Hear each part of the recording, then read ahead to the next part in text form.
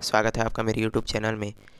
तो मैं एक बार फिर से हाजिर हूँ हमारे पाठ नर्मदा का उद्गम अमरकंटक को लेकर, जो कि कक्षा 10वीं विषय हिंदी से है। लेखक हैं इसके डॉक्टर श्रीराम परिहार जी। तो चलिए इसको बिल्कुल आज जो है नए अंदाज में पढ़ने वाले हैं। तो चलिए पढ़ना शुरू करते हैं, वीडियो शुरू करते हैं। चैनल को सब्सक्राइब करो यारो, अपने मित्रों के साथ जरूर इसको शेयर कीजिएगा। तो चलिए पढ़ते हैं। मध्य प्रदेश संस्कृत अकादमी के आमंत्रण पर इस बार अमरकंटक की शाश्वत यात्रा का सुयोग्य बना। लेखक हमको बताते हैं, लेखक परिहार जी हमको बताते हैं कि उनको जो है मध्य प्रदेश संस्कृत अकादमी, तो इनको जो है आमंत्रण प्राप्त हुआ था और उसमें जो है उनको अमरकंटक जाने का एक मौका मिलता है, एक योग उनको बनता है। और अमरकंटक तो पहले भी जाना हुआ था, पर इस बार आषाढ़ से प्रथम दिवसे के पूर्व 2 दिन का आयोजन यहाँ था। मतलब आषाढ़ के पहले दिन का मतलब आयोजन हुआ था। लेकिन जो लेखक हैं वो पहले भी अमरकंटक चले गए थे, लेकिन इस बार उनका जो आयोजन है आषाढ़ के प्रथम 2 दिन का हुआ था यहाँ पर आयोजन। आकाश में मेघ घिर घिर कर झर रहे थे, प्रकृति नहा रही थी। मतलब उस समय वर्षा का मौसम जो है चल रहा था और जो बादल हैं वो घिर घिर कर जो है बरस रहे थे और प्रकृति उससे नहा रही थी। कहने का मतलब ये है कि बरसात का मौसम था और जो है वर्षा वहाँ पर हो रही थी, जिससे जो प्रकृति है वो अपने आप को शीतल कर रही थी, अपने आप को शांत जो है कर रही थी। वनस्पति की आंखों में सपने जाग रहे थे, आम्र वनों की कोकिल का स्वर उस वर्षा में गीला हो रहा था। तो जो जितने भी पेड़ पौधे वनस्पति थे उनके सपने जो है जाग रहे थे, यानी कि वो जो है वर्षा का मौसम का आनंद जो है ले रहे थे। और जितने भी आम के वनों में जो कोयल थी उनका स्वर भी वर्षा के दिनों में गीला पड़ गया था, यानी कि थोड़ा कमज़ोर सा सुनाई दे रहा था। वह स्वर चेतन में नेह छोह की बूंद बूंद भर रहा था। इन बूंदों के उत्सव में रस रस अमरकंटक का देखना निसर्ग निहित चैतन्य में से साक्षात रथ है। बोलने का अर्थ ये है कि बहुत ही अच्छा क्या बना हुआ था, मौसम बना हुआ था। जो है वर्षा का मौसम चल रहा था, साथ ही साथ ये जो लेखक है अमरकंटक जा रहे थे। तो इसी का वर्णन जो है लेखक ने यहाँ पर किया है कि जो प्रकृति है वो बहुत ही क्या हो गई है थी, एकदम मन को मोहने वाली हो गई थी। और लेखक इस प्रकृति का, इस वर्षा के मौसम का जो है आनंद लेते हुए जो है अमरकंटक की यात्रा पर निकलने वाले थे। आप भी कभी कभी बरसात के मौसम में यदि कोई पेड़ पौधे जंगली इलाके में यदि जाते हैं तो एक मन को एक आनंद सा, अलग सा जो है आनंद की अनुभूति होती है। ठीक उसी प्रकार से यहाँ पर जो है हमको श्री राम परिहार जी ने इस पाठ के माध्यम से बताया है। प्रकृति के उत्सव में स्वयं की उल्लास की फुहार बना देना, पृथ्वी के महामंच पर अपने व्यक्तित्व की लघुत्तम इकाई के अर्थ खोजना है। तो प्रकृति एकदम क्या हो गई थी, उल्लास से परिपूर्ण हो गई थी। और जो बादल हैं वो रह रह कर जो है गिर रहे थे। हम लोग सुबह सुबह पेंडा रोड पहुँचे। मेरे मित्र उदयपुर विश्वविद्यालय के प्राकृत विभाग के विद्वान प्राध्यापक भी इत्तेफाक से वहाँ मिल गए, जो इसी आयोजन में शामिल होने जा रहे थे। अब लेखक जो है सुबह सुबह जो है पेंडा रोड में पहुंच जाते हैं और वहीं पर उनके जो मित्र हैं वो मिल जाते हैं, जो कि कौन थे, उदयपुर विश्वविद्यालय के विद्वान प्राध्यापक थे, वहाँ के टीचर थे। और वो भी इत्तेफाक से वहाँ पर मिल जाते हैं, किससे, लेखक से। और दोनों एक बहुत अच्छे मित्र थे। और जो उनके मित्र थे वो भी कहाँ जा रहे थे, इस आयोजन में शामिल होने जा रहे थे, यानी कि अमरकंटक जा रहे थे। पानी बरस रहा था, मतलब पानी जो है गिर रहा था, बरसात का मौसम था और पानी जो है बरस रहा था, गिर रहा था। हम पेंडा रोड से अमरकंटक के लिए रवाना होते हैं। अब जो है सब लोग वहाँ पर उपस्थित हो जाते हैं इस आयोजन में शामिल होने के लिए, अमरकंटक जाने के लिए। और सब जो है पेंडा रोड से अमरकंटक के लिए रवाना हो जाते हैं, अमरकंटक जाने के लिए निकल जाते हैं। पेंडा रोड से अमरकंटक का रास्ता सघन वन प्रांत से होकर के जाता है। मैंने पहले ही बताया कि ये जो अमरकंटक है वहाँ पर यदि जाते हैं तो सघन वनों से आपको होकर के जाना पड़ता है, बहुत घने घने जंगल हैं। और साथ ही क्या हो रही है, बारिश हो रही है। तो आप जो है सोच करके देख सकते हैं कि कितना आनंद होगा उस यात्रा में। बारिश भी हो रही है, साथ में सघन वन भी है। तो बहुत ही अच्छा यहाँ पर वर्णन किया है कवि ने कि पेंडा रोड से जितना अमरकंटक का रास्ता है पूरा का पूरा सघन वनों से, घने घने जंगलों से होकर के जाता है। आरण्यक संसार में बरसते पानी से गुजरता अच्छा लग रहा था। तो लेखक यहाँ पर बता रहे हैं कि जब जो है हम लोग अमरकंटक जा रहे थे तब जो है पानी बरस रहा था, साथ ही साथ इस जंगल के बीच से हम जब जा रहे थे तो हमको बहुत ही अच्छा लग रहा था। बादल सरई के ऊंचे ऊंचे पेड़ों की फुनगियों पर रुकते, बात करते बरसते पर अरा वल्ली को आर्द्र करते और आगे बढ़ जाते थे। तो जो बादल थे वो जो है सरई के ऊंचे ऊंचे पेड़ों के पास जो है अपने उनकी फुनगियों पर जो है रुकते थे और बरसते थे। कहने का मतलब ये है कि ऊंचे ऊंचे पेड़ों पर वो जो है वर्षा कर रहे थे और आगे बढ़ते चले जा रहे थे। अमरकंटक पहाड़ का शिखर बहुत दूर से दिखाई देने लगता है। तो जो अमरकंटक है उस पहाड़ का जो शिखर है बहुत दूर से हमको दिखाई देने लगता है। विंध्य और सतपुड़ा का यह समवेत विग्रह बड़ा ही सुदर्शन और मनोहारी है, इसे मैकाल कहते हैं। तो जो विंध्य और जो सतपुड़ा का जो विग्रह समवेत जो विग्रह है, यानी कि दोनों पहाड़ियों की जो आ, मनोहारी जो चित्र है वो बहुत ही सुंदर दिखाई देता है और इसी को जो है मैकाल श्रेणी इसको कहा जाता है। मैकाल पर्वत की दाईं भुजा विंध्याचल और बाईं भुजा क्या है, सतपुड़ा है। तो जो मैकाल पर्वत है उसकी जो दाईं भुजा है उसको बोला जाता है विंध्याचल और जो बाईं भुजा है उसको बोला जाता है सतपुड़ा। इन दोनों पर्वतों के बीच से नर्मदा निदादित और प्रवाहित होती है। तो इन्हीं दोनों पर्वतों के बीच से जो हमारी नर्मदा नदी है वो जो है प्रवाहित होती है, इन्हीं दोनों नदियों के बीच से जो है निकली है। चलिए आगे बढ़ते हैं। विंध्य और सतपुड़ा से अपनी अंजुरी में नर्मदा का जल लहर लहर है। इस पर्वत का मस्तक पूर्व तक फैला हुआ है। तो इसी से जो है नर्मदा का जो जल है वो निकला हुआ है और इस पर्वत का जितना भी इलाका है पूर्व तक जो है फैला हुआ है। और ये जो है अपनी विराटता से संपूर्ण भारत में को पूर्व से पश्चिम तक हरापन और प्राकृतिकता प्रदान किया हुआ है। तो ये जो पर्वत है कौन सा, विंध्य और सतपुड़ा। तो यदि हम इसकी बात करें तो पूरे भारत को इन्होंने पूर्व से पश्चिम तक क्या किया है, घेरा हुआ है। साथ ही साथ पूरी तरह से इन्होंने हरापन और प्राकृतिक जो सौंदर्य है वो दिया हुआ है। ये जो पर्वत है विंध्य और सतपुड़ा ने, देख सकते हैं चित्र में दिखाया गया है। चलिए आगे बढ़ते हैं। दूर से दृष्टि पड़ती है कि रजत धारा आकाश से जर रही है। चारों तरफ हरा भरा वानस्पतिक संसार है। एक पर्वत अपनी अचलता और विश्वास से समृद्ध है। ऊपर आसमान में बादलों की छियाँ छतौली और धमा चौकड़ी मची हुई है। तो यदि हम दूर से इनको देखते हैं तो एक रजत धार यानी कि एक पानी के जो धार है वो आकाश से झरते हुए दिखाई दे रहा था, लेकिन वो आकाश से नहीं बल्कि जो पहाड़ों के बीच से वो जो है गिर रहा था झरने के रूप में। और चारों तरफ क्या था, हरा भरा वनस्पतिक संसार था। साथ ही साथ क्या हो रही थी, वर्षा भी हो रही थी। और एक जो पर्वत है वो अपनी अचलता और विश्वास के समृद्ध है। जो पर्वत हैं वो हमेशा अचल रहते हैं और हमेशा एक ही जगह स्थित रहते हैं, चाहे कितना भी पानी गिरे, जितना भी तूफान आए, वो एक जगह अपनी अचलता और विश्वास से समृद्ध रहता है। ऊपर में जो बादल है वो घिर घिर कर जो है गिर रहे थे। तो इस प्रकार से एक बहुत ही प्राकृतिक सौंदर्य का वर्णन कवि ने किया है। बादल असमान ही बरस रहा है, मतलब बहुत अधिक मात्रा में क्या हो रही थी, बारिश जो है वहाँ पर हो रही थी। और एक मोटी जलधारा ऊपर से नीचे गिरता दिखाई दे रहा था। तो लगता है कि धरती की प्रार्थनाएं फलवती होने लगी है।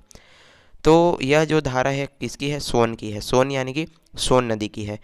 तो यदि उन्होंने पहले क्या देखा कि एक रजत धार उनको दिखाई दे रहा था, तो ये जो धार था किसका था, सोन नदी का ही था, जो कि ऊपर से नीचे हुए गिरते दिखाई दे रहा था। अब क्या है कि यह अमरकंटक का पूर्वी भाग है जो पेंडर रोड से आगे समय दिखाई देता है। तो ये जो सोन धारा है, जो सोन नदी की जो धारा है वो अमरकंटक का कौन सा, पूर्वी भाग है, जो कि हम पेंडर रोड के आगे चले जाएंगे तो हमको वहाँ पर दिखाई देता है। शहडोल या जबलपुर डिंडोरी मार्ग से अमरकंटक पहुंचने पर हमें इसके पश्चिम भाग के प्राकृतिक संसार को देखने का सुख मिलता है। तो हम पूरे इस पाठ में जो है प्रकृति की जो सुंदरता है उसका वर्णन कवि ने किया है। तो यदि हम अमरकंटक पहुंचने के पहले इसका पश्चिमी भाग हम देखें तो वहाँ पर भी हमें प्राकृतिक सौंदर्य देखने का हमको सुख मिलता है, हमको जो मौका है वो मिल जाता है। सोन नद है, सोनमुड़ा से निकल कर यह पूर्व में चला जाता है और गंगा के सभी सहायक नदियों से आगे जा कर के गंगा में मिलता है। तो ये जो सोन नद है वहाँ से सोनमुड़ा से निकल कर के, कहाँ से, सोन नद जो है सोनमुड़ा से निकलता है और पूर्व दिशा में ये जो है चला जाता है और बाद में जा कर के जो है गंगा नदी में मिल जाता है। सोन के जल द्वारा अमरकंटक अपनी जलांजर सूर्य को और पूर्व के समुद्र को देता है और फिर आगे चलकर ये जो है समुद्र में मिल जाता है। पहले जो है सोनमुड़ा से निकलता है, फिर गंगा नदी में जा कर के मिल जाता है, गंगा नदी में जा कर के मिलता है, फिर उसके बाद ये जो है समुद्र में मिल जाता है पूर्व दिशा की ओर। नर्मदा के जल प्रवाह के माध्यम से यह अपनी अदरांजलि पश्चिम से समुद्र को देता है और यह भी जो नर्मदा है वो पश्चिम में चली जाती है और अपनी जो जल है उसको समुद्र को दे देता है। ये सोन है वो पूर्व में जा कर के समुद्र को देता है और ये जो नर्मदा है वो पश्चिम में जा कर के अपने जल को समुद्र में दे देती है, मिला देती है, यानी कि ये दो समुद्र से मिल जाती है। दोनों ही दिशा में दोनों ही दशा और दिशा इसके आपस में ज़मीन के नम होती है, और यह ज़मीन का गीलापन कई कई जीवन की धड़कतियों को पानी दे रहा है। तो इसी जो नदी है नर्मदा और सोन, इससे आसपास की ज़मीन क्या है, जो उपजाऊ भूमि का निर्माण होता है, और जिससे जो है अनेक जिंदगी जो है, अनेक जो जीवन है वो चल रही है। कितनी ही आड़ी थी इसी सड़क से चलते हुए अमरकंटक पहुँचे। अब ये है क्या, पूरा जो पर्वतीय इलाका है, पहाड़ी जो क्षेत्र है, तो सड़क जो है क्या था, आड़ी तिरछा था, और ये जो है अमरकंटक पहुंच जाते हैं। सोन की यह धार इस मार्ग के हर कोण से दिखाई दे रही थी। जो सोन नदी की जो धारा थी वो हर दिशा से दिखाई दे रही थी, हर कोण से इनको दिखाई दे रही थी। आंख सरई के पेड़ों की गाढ़ी हरियाली पर अटकी थी, और जो सरई के ऊंचे ऊंचे पेड़ थे वो जो है वर्षा के कारण जो है हरे भरे दिखाई दे रहे थे। पूरा जो जंगल था, पूरा जो वन था वो जो है हरा भरा दिखाई दे रहा था।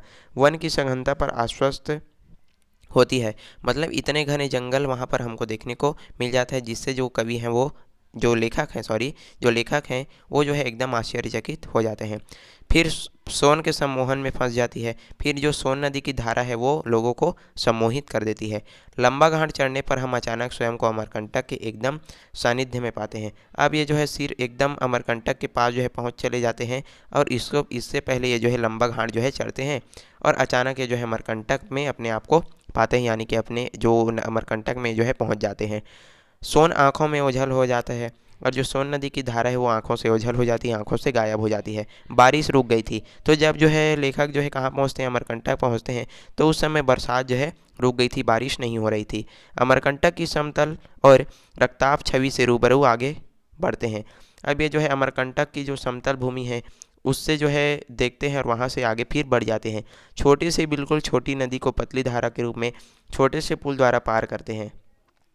अब वहाँ पर क्या था, एक नदी थी और उसके ऊपर जो है पुल बना हुआ था। तो जो जितने भी लेखक हैं और उनके जो मित्रगण हैं वो जो है इस नदी को जो है छोटे से पुल के द्वारा पार करते हैं। निगाह किनारे लगे बोल्ड परत की लिखा है नर्मदा। अब वहीं पर एक क्या लगा हुआ था, जो है बोल्ड लगा हुआ था, और उस बोल्ड में लिखा हुआ था नर्मदा। जैसे ही इन्होंने क्या पार किया, उस नदी को पार की, और वहीं पर एक क्या लगा हुआ था, बोल्ड जो है लगा हुआ था। तो उस नदी में उस बोल्ड पर क्या लगा हुआ, लिखा हुआ था नर्मदा जो है लिखा हुआ था। इतनी छोटी इतनी पतली, तो यही जिसने उस नदी को पार किया था, नदी था और उसके ऊपर क्या बना हुआ था, एक छोटा पतला पुल बना हुआ था। तो जिस नदी को इन्होंने पार किया था वही क्या था, नर्मदा नदी था। जिस नदी को लेखक ने पार किया था वही क्या था, नर्मदा नदी था। इतनी छोटी इतनी पतली, तो ये जो बहुत ही छोटी थी और बहुत ही क्या थी, पतली थी। यहाँ बहते हुए इसलिए दिख रही थी कि बरसात का मौसम है। तो ये जो है बह इसलिए रहा था क्योंकि वो जो है उस समय कौन सा, बरसात का जो है मौसम चल रहा था, और बादल जो है बहुत ही बरस रहे थे। अमरकंटक का ही दूसरा रूप सामने आता है। अब जैसे ये जो है अमरकंटक पहुंचते हैं तो इसका जो दूसरा रूप इनको सामने आ जाता है, मतलब लेखक इसके बारे में वर्णन करते हैं। कुछ मकान हैं, कुछ मंदिर है, संतों के आश्रम है, कार्यालय है। तो वहाँ पर जो है कुछ कुछ मकान है, मंदिर भी है, और साथ ही साथ संत महात्माओं के लिए आश्रम भी बने हुए हैं, और मंदिर का कार्यालय भी वहाँ पर बना हुआ है। निर्माणाधीन जैन मंदिर भी है, साथ ही साथ वहाँ पर जैन मंदिर है, जन जीवन है, और लोग भी वहाँ पर निवास करते हैं। वनवासियों का जीवन जो है निर्द्वंद जीवन है। तो जितने भी वहाँ पर वनवासी हैं वो भी वहाँ पर आए हुए थे। टोकनियों में जामुन लेकर वनवासी महिलाएं बैठी थी। अब वो जो है क्या था, जंगली जो सघन वनों से घिरा हुआ क्या था, इलाका था। तो जितनी भी वनवासी महिलाएं थी वो जो है टोकनियों में लेकर के जामुन को बैठी हुई थी। पके आम के ढेर हैं, और जितने भी पके पके आम हैं उनको भी वो जो है बेचने के लिए लाती है। क्यों? क्योंकि यहाँ आम के क्या है, वन है, आम्र वन की अधिकता है, इस कारण वो जो है पके आम को भी बेचने के लिए लाती है। एक अजब शांति है, मतलब एक अजीब सी क्या थी, वहाँ पर शांति थी। कुछ मिठाई चाय की दुकानें थी, साथ ही साथ वहाँ पर मिठाई वगैरह की और फल फूल वगैरह की भी दुकानें थी। नारियल प्रसाद माला कंठी की भी दुकानें थी। यदि आप कोई मंदिर में जाते हैं, कोई प्रसिद्ध मंदिर हो, तो वहाँ पर आपको क्या मिलता है कि नारियल हो गया, प्रसाद, फूलमाला इत्यादि की जो दुकानें हैं वो लगी रहती है कतारोबद्ध। तो इसी प्रकार वहाँ पर भी वर्णन लेखक करते हैं। लोग गरीब हैं, नर्मदा उन्हें संभाले हुए है, और यहाँ के जो लोग हैं उनको जो है नर्मदा नदी संभाले हुए हैं। तो अमर के कण से निकसित जलधारा के किनारे भयानक समय में बेखबर होकर जी रहे हैं। तो इनका जो जीवन है वो एकदम क्या है, निर्द्वंद है, और ये जो है उसी के सहारे, मतलब नर्मदा नदी के सहारे इनका जीवन जो है चल रहा है। चलिए देख सकते हैं, ये है नर्मदा नदी। आगे बढ़ते हैं। बस स्टैंड के पूर्व में दुकानों की गली से चलते हुए आगे जाने पर एक जल कुंड है। अब ये जो है कहाँ चले जाते हैं, बस स्टैंड। अब बस स्टैंड के पूर्व में दुकानों की गली से चलते हुए जो है जब आगे जाते हैं तो वहीं पर एक क्या मिलता है, कुंड मिलता है। यह नर्मदा का उद्गम स्थल है। तो यहीं से क्या हुआ था, नर्मदा का उद्गम हुआ था, एक कुंड का वहाँ पर निर्माण कर दिया गया है। कुंड जो है 11 कोनी है, और ये जो कुंड है वो 11 कोनी है, मतलब 11 वहाँ पर जो है कुछ कोण बनाए गए हैं। स्वच्छ और शीतल जल लहरा रहा था, और उस कुंड में बिल्कुल बिल्कुल जो है स्वच्छ यानी कि साफ और जो ठंडा जो जल है वो लहरा रहा था, वहाँ पर भरा हुआ था। कुंड के चारों ओर आसपास 20 मंदिर बने हुए हैं, और इस कुंड के चारों ओर जो है 20 जो है मंदिर छोटे छोटे बनाए गए थे। और कुंड जो है पक्का है, कुंड विशाल है, कुंड के चारों ओर पक्की समतल जगह बना दी गई है। और ये जो कुंड है वो कैसा है, कुंड जो है बिल्कुल पक्का है, और ये जो है बहुत ही बड़ा है। साथ ही साथ इस कुंड के चारों ओर जो है 20 मंदिर बना दिए गए थे, और ये जो ज़मीन थी बिल्कुल क्या थी, समतल थी और पक्की थी। मुख्य द्वार भी विशाल है, और जो मुख्य द्वार है मतलब मंदिर में घुसने का, वो भी क्या था, बहुत ही बड़ा था। कुंड के आसपास बने मंदिर मंझौर आकार के थे, और जितने भी मंझौल मतलब मंझली आकार के थे, सॉरी, मतलब वे जितने भी मंदिर वहाँ पर बने हुए थे, कुंड के आसपास 20 मंदिर जो है बने हुए थे। तो जितने भी मंदिर थे वह छोटे थे, मतलब मंझली आकार के थे। कुंड के पूर्व की तरफ एक छोटा सा मंदिर था जिसे शिव की प्रतिष्ठित, जहाँ शिव जो है प्रतिष्ठित हैं। तो ये जो कुंड है उसके पूर्व दिशा में एक छोटा सा क्या था, मंदिर था, जिसमें जो है शिव, भगवान शिव जो है विराजित मान है, उनकी जो मंदिर है उस कुंड के पूर्व दिशा में था। अमरेश्वर के कर्ण से ही नर्मदा निकली है, यह कुंड ही नर्मदा का आदिम स्रोत है। तो ये जो कुंड है उसी से ही क्या होता है, नर्मदा नदी का उद्गम होता है, और इसी कारण से बोला गया है कि अमरेश्वर के कर्ण से ही नर्मदा निकली है। तो यहाँ था नर्मदा नदी, माँ नर्मदा नदी का जो कुंड है वो जल शिव के कर्ण से निकलकर कुंड में एकत्रित होता रहता है। तो ये जो हमने पढ़ा कि जो शिव की प्रतिमा वहाँ पर स्थापित हुई है, तो उस शिव की प्रतिमा से जो है जो जल है उसके कर्ण से निकल करके इस कुंड में एकत्रित होता रहता है, फिर जो है ये आगे बढ़ता है। इसी कारण से बोला गया है कि अमरेश्वर के कर्ण से ही क्या निकली है, नर्मदा निकली है। आगे बढ़ते हैं, चलिए। कुंड के बाद नर्मदा भूमिगत होकर 5-6 किलोमीटर दूर पश्चिम में कपिल धारा के पास प्रकट होती है। अब ये जो जैसे ही वो जो पानी है जो एकत्रित होकर कुंड में एकत्रित होकर ये जो है 5-6 किलोमीटर दूर पश्चिम में जाकर के कपिल धारा के पास ये जो है प्रकट होती है। नर्मदा कुंड में डुबकी लगाकर तन मन का ताप समन करते पुण्य का मज़ा जो है लिया जा सकता है। तो जो लेखक हैं वो बताते हैं कि इस कुंड में जो है लोग डुबकी लगाते हैं और अपने तन मन को, उसकी ताप को, इसके तपन को जो है शांत करते हैं। मंदिरों में पूजन अर्चन आरती वंदन वैसा ही है जैसे प्रायः नर्मदा के अन्य मंदिरों में होता है। तो सभी मंदिरों में प्रायः प्रायः पूजन अर्चन होता है, आरती वंदन हो रहा था। नर्मदा कुंड का जल और उसका सुखमयी स्वरूप इस स्थान को एक महानदी का नैसर्गिक और दिव्य जन्म स्थली होने का गौरव देता है। यहाँ से रेवा आ समुद्र पश्चिम की ओर बहती चली जाती है। तो इस प्रकार से ये लेखक है इसका वर्णन करते हैं। तो जो रेवा है वो भी एक प्रकार की नदी है। रेवा मन में सोन के विरुद्ध जो है विरह के ताप लिए एक पश्चिम की ओर बह निकलती है। तो ये जो रेवा है वो जो है सोन सोन यानी कि सोन नदी के विरुद्ध है जो है क्या, अपने मन में जो है ताप लिए रहती है और पश्चिम की ओर जो है निकलती है। उसकी गति में ताप है और स्वभाव में शीतलता है। तो जो नदी है, कौन सी नदी है, रेवा नदी, तो उसकी गति जो है कितनी है, बहुत ही ज़्यादा है, और लेकिन उसका जो स्वभाव है वो कैसा है, शांत है। एक लोक कथा है सोन और नर्मदा की प्रणय कथा। एक तो लोक कथा प्रचलित है जो कि कौन सी है, सोन और नर्मदा की प्रणय कथा। जूहिला नामक नर्मदा की सखी ने गड़बड़ कर दिया। तो जो नर्मदा की सखी का नाम था जूहिला, मतलब जो नर्मदा, एक कथा है ये एक प्रकार से छोटी सी। तो चलिए पढ़ते हैं। जूहिला कौन थी, नर्मदा की एक क्या थी, सखी थी, मित्र थी, और उसी ने सब कुछ क्या कर दिया, गड़बड़ कर दिया। नर्मदा जूहिला का दूध बनकर अपने प्रणय संदेश सोनभद्र के पास भेजती थी। तो नर्मदा और जो सोन है वो आपस में जो है प्रेम करते थे। तो ये जो जूहिला है उसको जो नर्मदा है वो दूध बना करके अपना संदेश जो है सोन के पास भेजती थी। जूहिला सोन के व्यक्तित्व पर मुग्ध हो जाती है। अब जैसे ही जूहिला जो है सोन के पास जाती है तो उसके व्यक्तित्व पर एकदम मुग्ध हो जाती है, और वह नर्मदा का रूप लेकर सोन से वर्ण कर लेती है। और जो जूहिला है वो नर्मदा का रूप जो है कर लेती है और जो है सोन को पा लेती है। अब जब ये बात जो है नर्मदा को पता चलती है तो बहुत ही क्या हो जाती है, क्रोधित हो जाती है, और उल्टे पाँव पश्चिम दिशा में वो जो है बह जाती है एकदम स्पीड के साथ, आगे मतलब तेज गति के साथ। चट्टानों को तोड़ती, पहाड़ों के किनारे करती, उछलती और उत्ताल तरंगों को रव करती वह जो है बहती चली जाती है। तो जैसे ही उसको पता चलता है कि मेरी जो सखी है उसने मेरे साथ क्या कर दिया, गलत कर दिया ऐसा करके, तो जो है क्रोध से वो जो है उल्टे दिशा में पश्चिम की ओर जो है बह जाती है। पीछे मुड़कर फिर कभी नहीं देखती और वो जो है पीछे मुड़कर कभी भी नहीं देखती। उधर सोन को इस रहस्य का पता चलता है तो वह भी विरह संतप्त होकर अमरकंटक के उच्च शिखर से छलांग लगा देता है। अब यह जो बात है, जब सोन को पता चलता है तो वो भी जो है अमरकंटक के जितना भी उच्च शिखर है वहाँ से छलांग लगा देता है और पूर्व की ओर जो है चली जाती है। बहता ही चला गया। अब एक जो है नर्मदा जो है पश्चिम की ओर और जो सोन है वो पूर्व की ओर चली जाती है।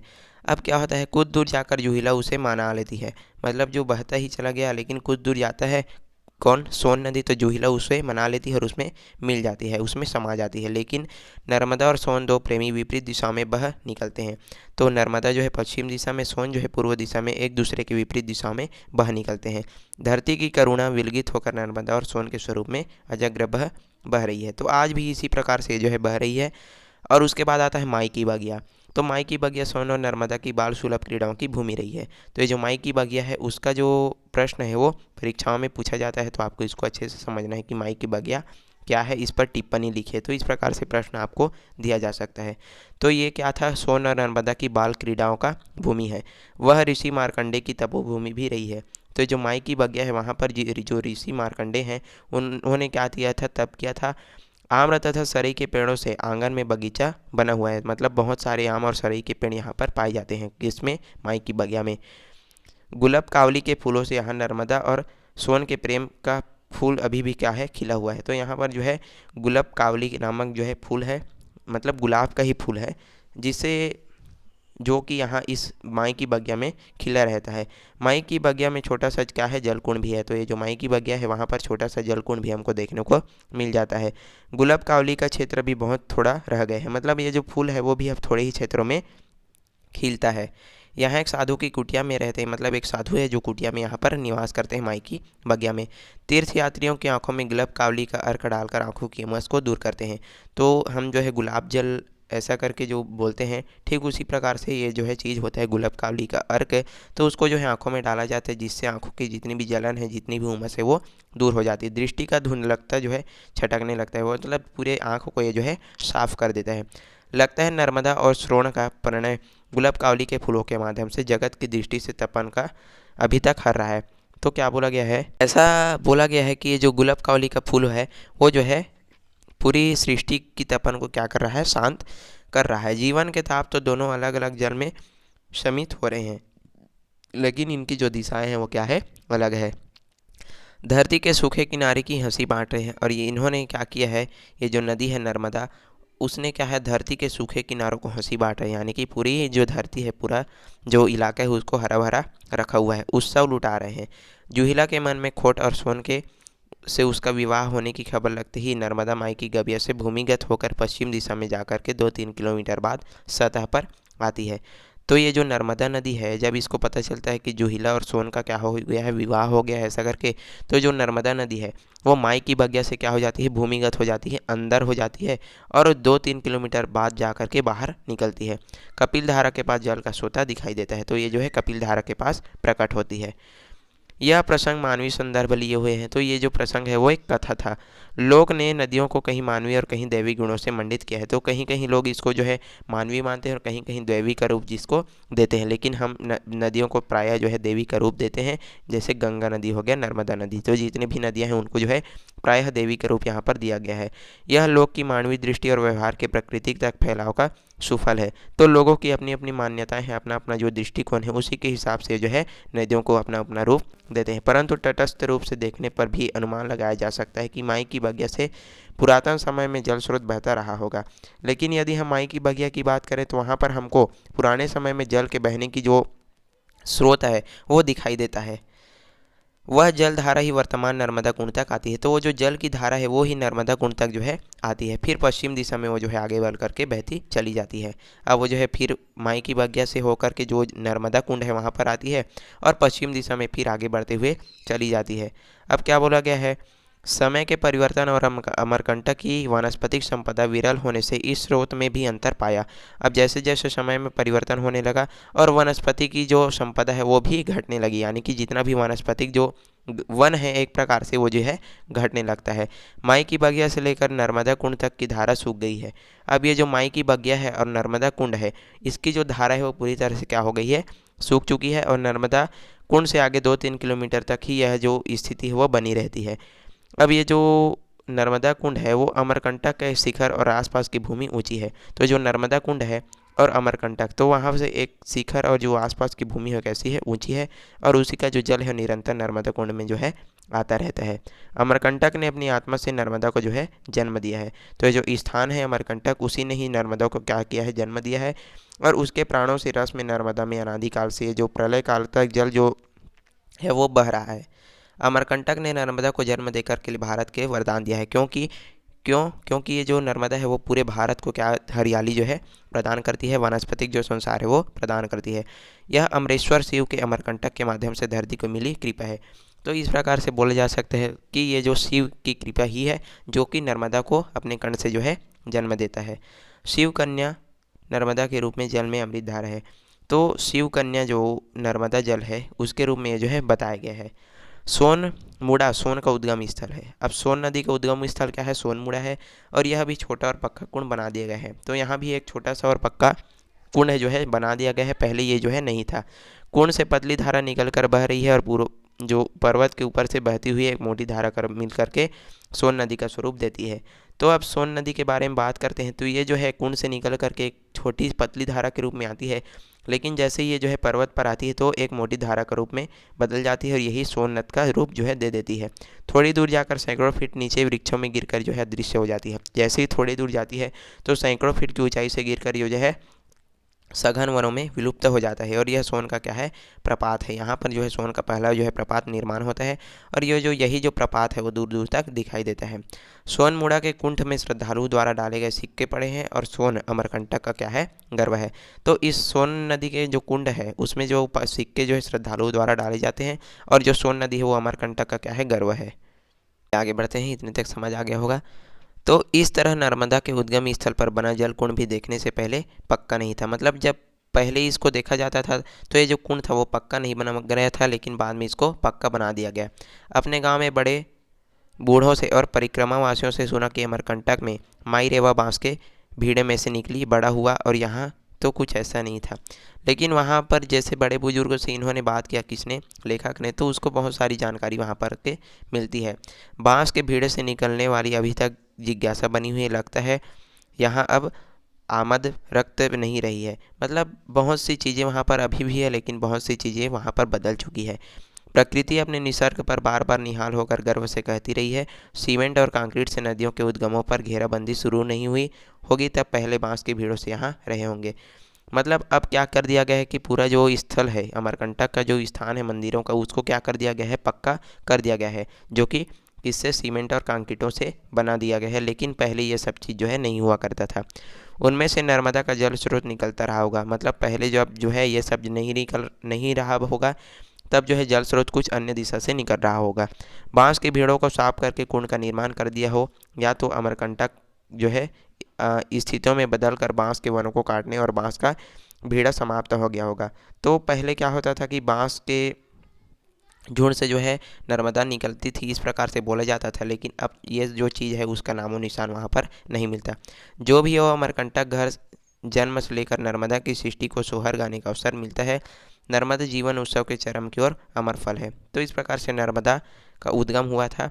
चलिए आगे बढ़ते हैं। नर्मदा कुंड से लगभग 6 किलोमीटर दूर कपिल ऋषि की तपस्या भूमि है। नर्मदा जो कुंड है वहाँ से लेकर 6 किलोमीटर दूर तक जो कपिल ऋषि है उनकी तपोभूमि वहाँ पर हमको देखने को मिलती है। नर्मदा यहाँ जो है 150 फीट ऊपर ऊंचाई से जो है गिरती हुई नजर आती है और यह नर्मदा का पहला प्रपात का निर्माण यहाँ पर भी होता है। कितनी अद्भुत बात है कि अमरकंटक पूर्व और पश्चिम में सोन और नर्मदा दोनों में ही है। मतलब अमरकंटक के पूर्व में जो है नर्मदा और पश्चिम में जो है जो पूर्व में है सोन नदी है और पश्चिम में जो है नर्मदा नदी। तो दोनों का एक अद्भुत जो चित्र है हमको वहाँ पर दिखाई देता है। कपिल धारा से आगे नर्मदा पत्थरों पर बिलखती हुई आगे बढ़ती है। अब जैसे ही कपिल धारा के आगे जो नदी है वो बहती है, तो जो है बिलखती हुई आगे की ओर बढ़ जाती है। थोड़ी दूर जाकर यह दूध धारा में मिल जाती बदल जाती है। यहाँ पर नर्मदा अनेक धाराओं में बटकर पत्थर पर बहती है, तो एक दूध धारा का जो रूप है वो नर्मदा रूप नदी जो है ले लेती है और अनेक दिशाओं में जो है बढ़ करके बहने लगती है। ऊपर से नीचे की ओर तेजी से बहती उसके कारण पानी जो है क्या हो जाता है, दूधिया दिखाई देता है। अब ये जो है बहुत ऊंचाई से जो है गिरती है, लगभग 150 फीट ऊंचाई से ये जो है गिरती है। तो इससे जो है क्या हो जाता है कि इसका जो पानी है वो दूधिया हमको दिखाई देता है। यहाँ से नर्मदा जल खंभात की खाड़ी में दूध तक ही माना जाता है। तो यहाँ से जो नर्मदा का जो जल है वो कहाँ चला जाता है, खंभात की खाड़ी में चला जाता है। जनमानस नर्मदा को माँ मानता है और उसके पानी के दूध रह पीकर पोषित और जीवित है। तो जितने भी वहाँ के लोग हैं, जितने भी लोग हैं वो नर्मदा को क्या मानते हैं, माता का जो दर्जा है वो देते हैं और उसी पानी को पी करके अपना जो जीवन है वो जीवित रहते हैं और पोषित होते हैं। दूध धारा के बाद निर्जन और सघन वन प्रांत से नर्मदा की यात्रा प्रारंभ होती है। अब दूध धारा के बाद जो निर्जन और सघन वन प्रांतों से जो है नर्मदा की जो यात्रा है वो प्रारंभ हो जाती है। चलिए आगे बढ़ते हैं। कपिल धारा के पास ऊपर बैठी जामुन बेस्ती वनवासी स्त्री मैं पूछता हूँ कि अभी तो वर्षा का मौसम है, इसलिए यहाँ नर्मदा में पानी है, प्रपात में पानी गिर रहा है, क्या गर्मी के दिनों में नर्मदा सूख जाती है? तो लेखक जो है उसी जामुन बेस्ती एक वनवासी महिला से पूछता है, इस स्त्री से पूछता है कि हे माई, अभी वर्षा का मौसम है इसलिए पानी बह रहा है, क्या जो ये जो पानी है गर्मी के दिनों में सूख जाता है क्या? ऐसा करके जो लेखक है वो एक स्त्री को पूछते हैं, वनवासी स्त्री को पूछते हैं। उस स्त्री का सहज उत्तर था, नर्मदा कैसे सूख सकती है बाबू? तो उस स्त्री ने क्या उत्तर दिया कि जो नर्मदा है कभी भी नहीं सूख सकती। नर्मदा सूख जाएगी तो हम कैसे बच पाएंगे, मतलब नर्मदा यदि सूख जाएगी तो हम लोग नहीं बच पाएंगे, इस कारण नर्मदा है वो कभी भी नहीं सूखती। नर्मदा सूख जाएगी तो पूरी जो संस्कृति है वो भी सूख जाएगी। तो इस प्रकार से उस वनवासी स्त्री ने इनको उत्तर दिया था लेखक को। धरती का रस सूख जाएगा, प्रकृति स्वाभिमान खत्म हो जाएगा। तो यदि नर्मदा सूख जाएगी तो धरती भी पूरी तरह से क्या हो जाएगा, सूख जाएगा। नर्मदा अनवरत और अविराम प्रवाहमय है, इसलिए संस्कृति जीवित है। तो जो वनवासी स्त्री क्या बोलती है कि ये जो नर्मदा नदी है वो कभी भी सूखती नहीं है, लगातार अविराम होकर के वो जो है बहती है, इस कारण इसकी संस्कृति भी अभी तक जीवित है। मनुष्य गतिमय है, मनुष्य भी गतिमय है, ठीक इसी प्रकार से जो नर्मदा नदी है वो भी क्या है, गतिमान है, लगातार ये जो है बहती रहती है। लेकिन कपिल धारा के पास आकाश मार्ग से तार पर लटक लटक कर तारियों में अमरकंटक से खनिज यानी कि एल्यूमिनियम बालकों को जा रहा है। अब यहाँ से क्या किया जा रहा है कि खनिजों की सप्लाई भी की जा रही है, किसके द्वारा, जो तार पर जो ट्रॉली लटका कर ट्रालियों पर ट्रालियों को लटका कर के जो है खनिज का क्या किया जा रहा है, आकाश मार्ग के द्वारा उसका ट्रांसफ़र किया जा रहा है, कहाँ, कोरबा में। अब अमरकंटक को खोखला किया जा रहा है नर्मदा और सोन के उद्गम पर, यह अविवेकपूर्ण और अंधा प्रहार है। तो यहाँ से जो है खनिज बहुत अधिक मात्रा में उत्खनन किया जा रहा है, जिससे अमरकंटक जो है पूरी तरह से क्या हो रहा है, खोखला हो रहा है। अमरकंटक नर्मदा का यह क्षेत्र देवों, मनुजों, मिथकों, लोक कथाओं, ऋषियों और वर्तमान के रचनाकारों को अपने संदर्भ में समाया हुआ है। तो इस प्रकार से यदि हम अमरकंटक नर्मदा की बात करें तो अनेक प्रकार से यह हमारे जीवन में महत्वपूर्ण स्थान रखता है। कोई भी देव हो, कोई भी मनुष्य हो, इन सभी चीज़ों के लिए जो है अपने संदर्भ में समाया हुआ है। और कालिदास ने इसको क्या बोला था, आम्रकूट इसको कहा था, किसको, नर्मदा का उद्गम अमरकंटक स्थान को। किसी समय में यह समूचा पर्वत आम्र तरुओं से आच्छादित रहा होगा, इसी कारण से इसको क्या बोला जाता था, आम्रकूट इसको कहा जाता था। क्यों कहा जाता था कि एक ऐसा समय रहा होगा जब ये जो पूरा जो वन है, पूरा जो पर्वत है, किससे, आम के पेड़ों से क्या हुआ था, आच्छादित हुआ था। इस समय तो आम के पेड़ विरल हो चुके हैं, लेकिन जब जो है लेखक वहाँ पर गए हुए थे तो उस समय उनको आम के पेड़ दिखाई ही नहीं देते। सोनमुड़ा और माई की बगिया के पास कुछ घने आम के वृक्ष अवश्य बचे हुए हैं, लेकिन हम यदि सोनमुड़ा के पास और माई की बगिया के पास चले जाएं तो वहाँ पर जो है आम के वृक्ष हमको दिखाई जरूर देते हैं। पर यह अवश्य है कि वहाँ के जंगलों में आम आज भी जंगल जंगल में पाए जाते हैं, लेकिन ऐसा भी नहीं है कि पूरी तरह से ये जो आम के पेड़ हैं वो समाप्त हो चुके हैं। बहुत अधिक मात्रा में वहाँ पर बचे हुए हैं जो कि जंगलों जंगलों में पाए जाते हैं।